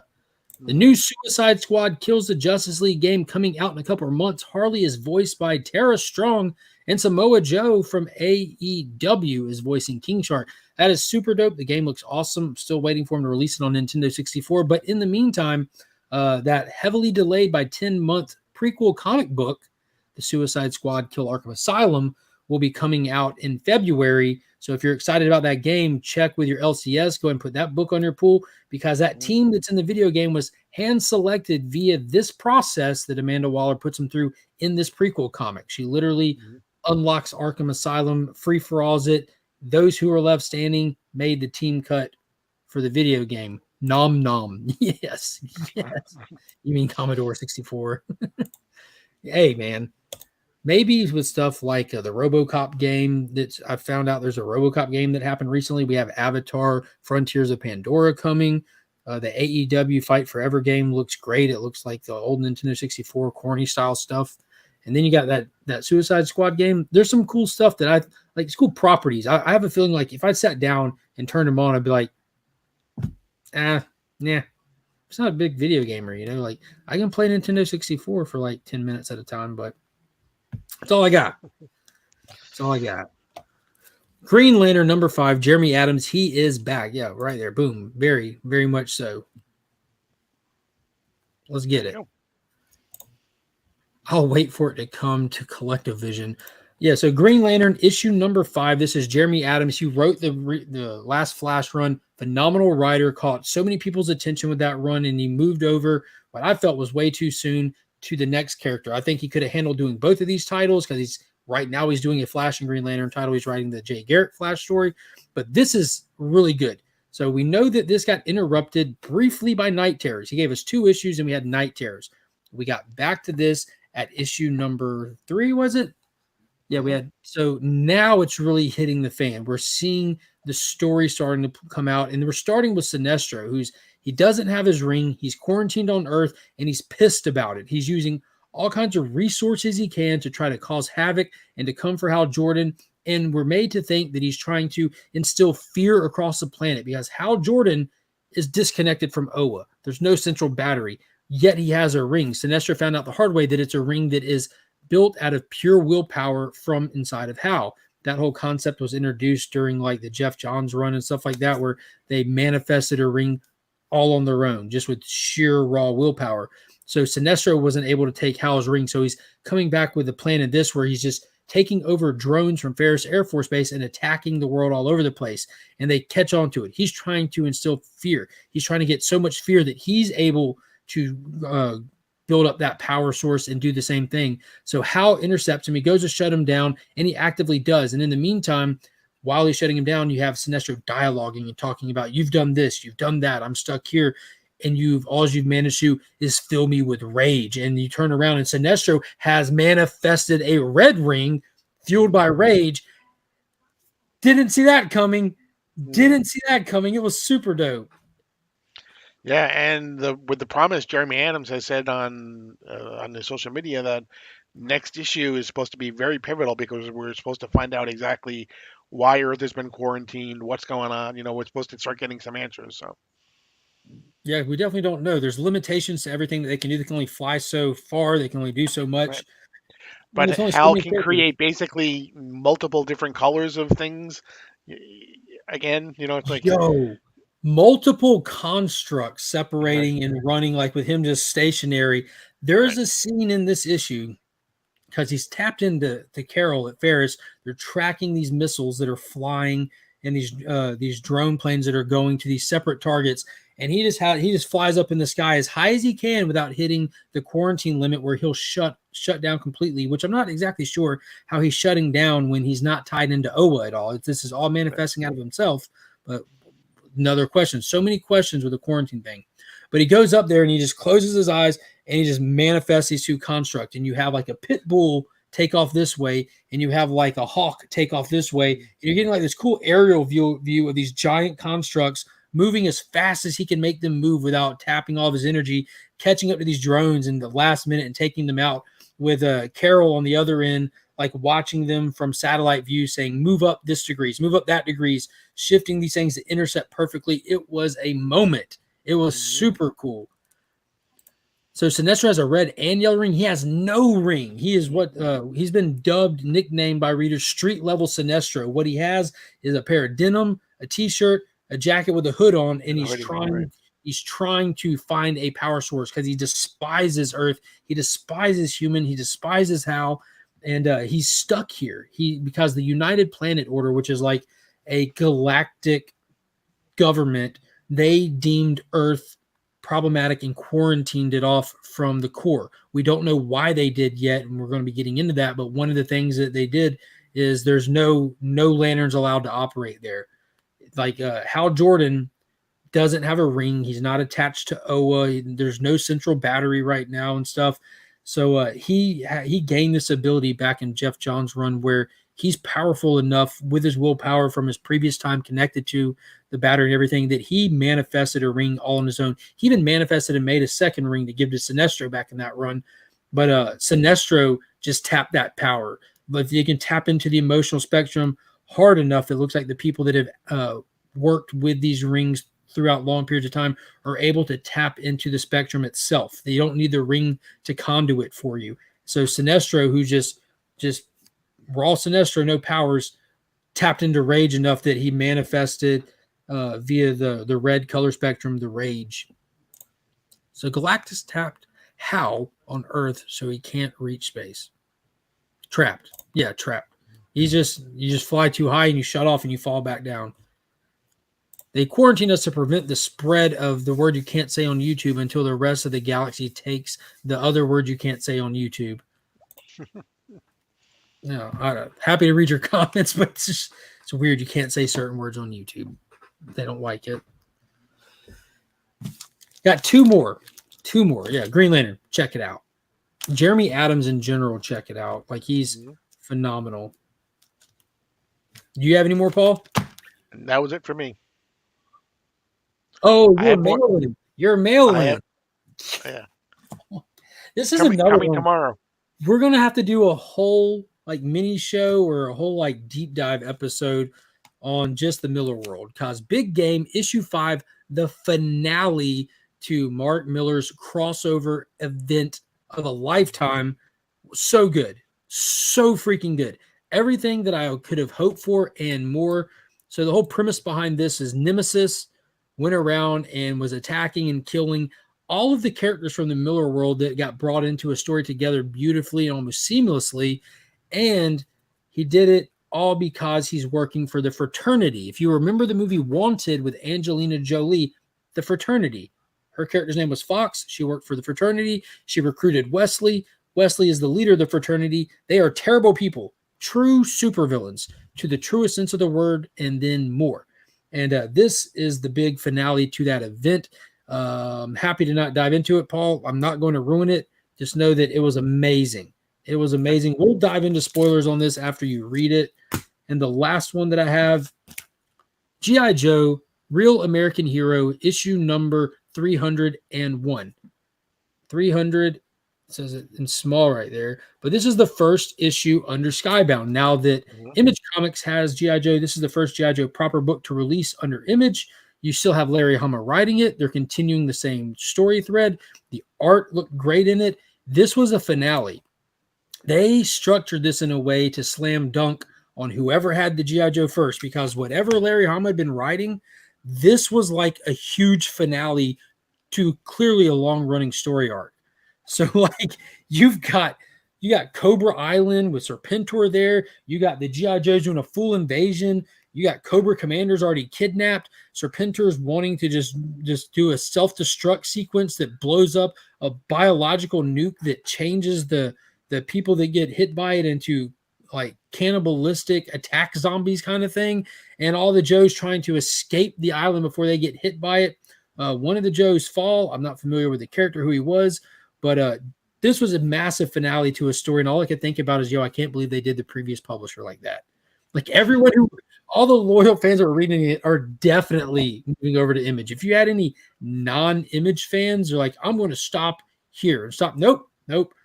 If you were going to just end your G.I. Joe run at the previous publisher, guarantee you're buying at least one, because this, and it was awesome. Like as a jump on point, it has me excited.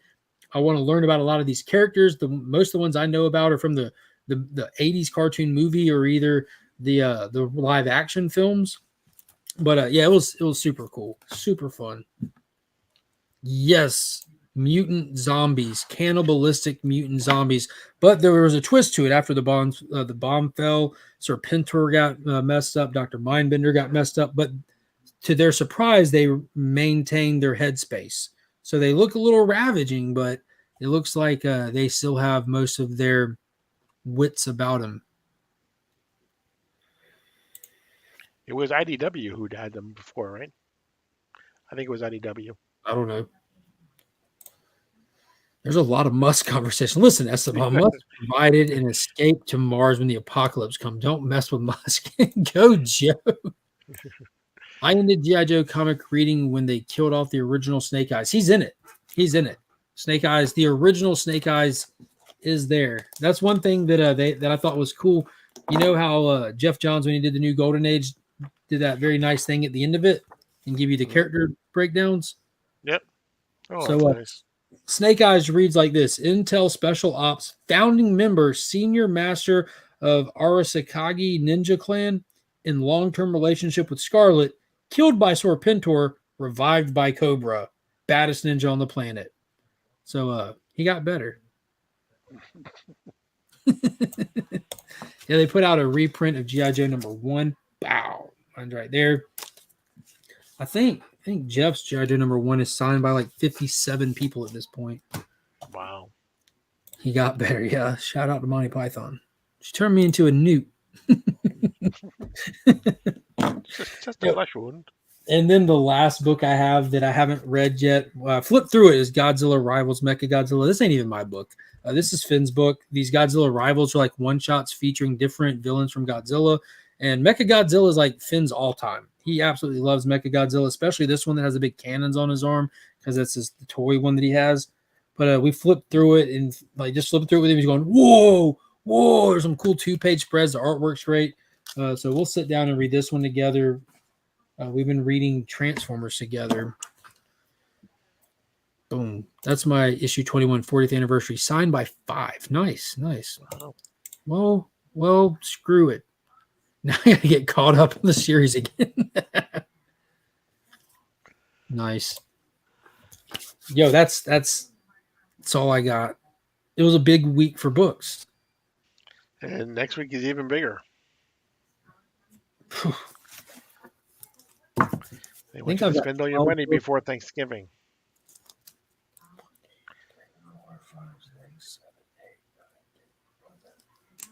12, 13, 14, 15. So I got 15 books this week, which is a solid week. I know there's 12 A covers I'm picking up, not counting the 2 or 3 that I'll pick up for the giveaway on Tuesday. Every Tuesday during the DC Day live stream, I always give away some new DC comic books as a way to like let people try some stuff out, because I just really love DC Comics and they have some fantastic stories. And unfortunately for some people, like Speed Force 1 was a giveaway. It's a terrible book, but I always get like the B covers, the art covers. So even if you don't care to read it, you got a good piece of art on a cover there. New Thundercat series coming, nice. Thank you, Esteban. Esteban, I would read to you too, man. I would read for you too. That's all we need in our lives. Another reprint of G.I. Joe. At least they could do is give us some Stars and Stripes foil. That'd be cool. That'd be super cool. Super duper cool. There's also new material in it, though. It's a G.I. Joe 1 reprint, but they have some added commentary stories afterwards, whatever. And it's not new comic material, but there's new material in it from Larry Hama, which is pretty cool. Pretty cool.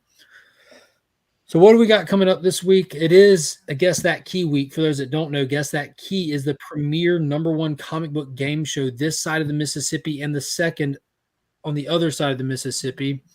And that's Wednesday night. Wednesday night, 9:30 on my channel. We will have on Mr. TM Nerdy, Travis himself. Nice. And making his premiere appearance, we will have the immortal Biggie Shack. Very nice. So we'll have the Immortal one and the Canadian one. That's 9:30 on Sector 2815. There's no DC Deep Dive this week. It's an off week for that. Then we'll be back again next Monday also on Sector 2815. So don't miss out on that. Also, tomorrow. Oh, wait. I got to tell people about this. Yeah. Shout out to all the channel members out there. I appreciate all you guys so much for helping support the channel in a unique way through memberships. And me and DJ Links are doing the channel membership appreciation event. We're doing it at the end of the year here. Last time we gave away Ultimate Fallout 4. This time we're giving away Hulk 180, the first appearance of Wolverine in a CGC 8.0. The current fair market value on that book right there is $1,002 based off cover price, which kind of lowballs things. So anybody that's a channel member here in the Legion tier will get 2 entries. If you're a channel member here and as well as on DJ's channel, you'll get 10 entries. So this will be through the month of December and January. So at the end of January, the first Friday of February, we'll run the giveaway on DJ's channel this time since we did it on mine last time.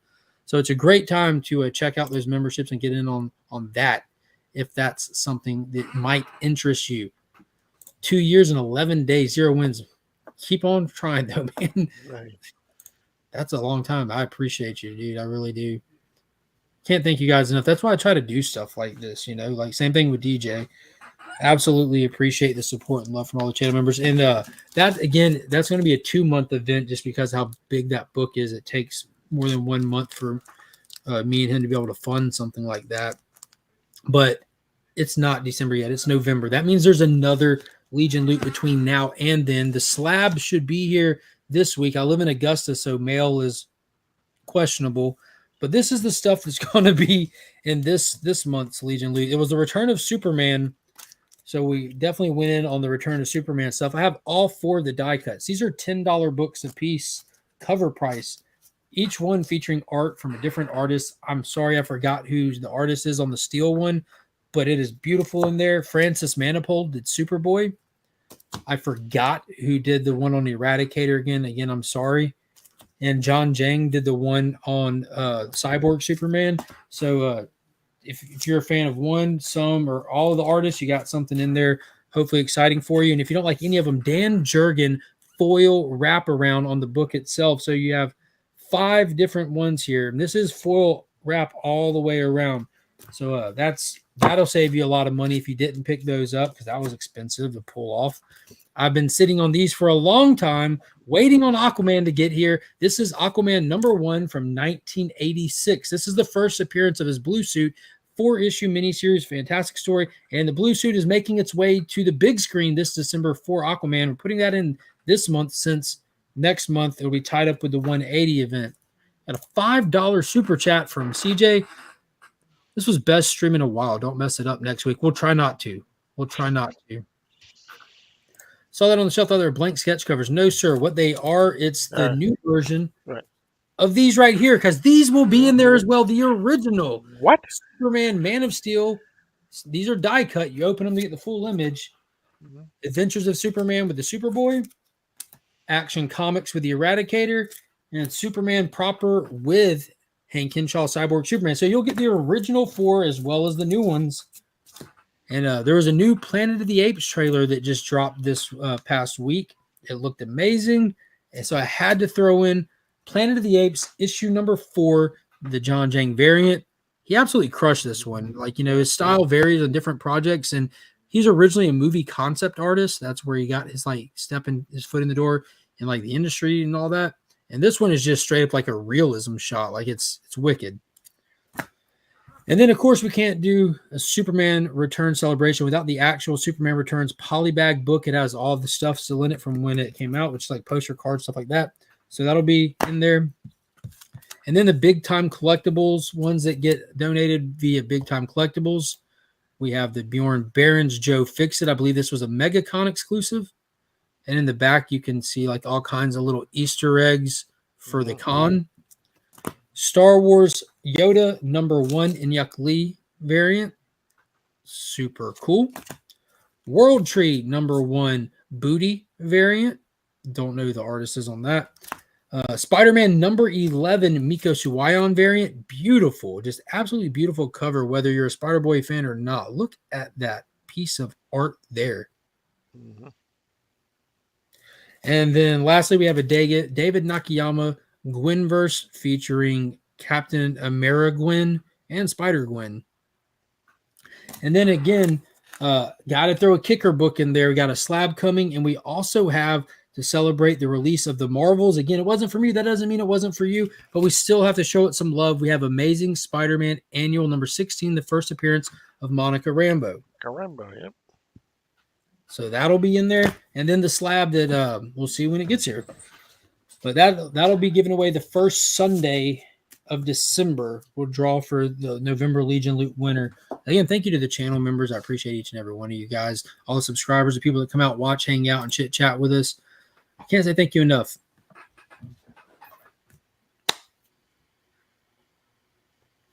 That's it. That's all I got. Yeah, I think that's it. That's a lot. Oh, yeah, tomorrow's video. Comicx Curing Cancer video. Got my stuff in. I did something unique with my stuff. I was prepared for my stuff. Look forward to everybody getting an opportunity to check that out. I had fun with it. I can't wait to get that one up. But that's going to be it. Make sure y'all hit that thumbs up if you haven't already.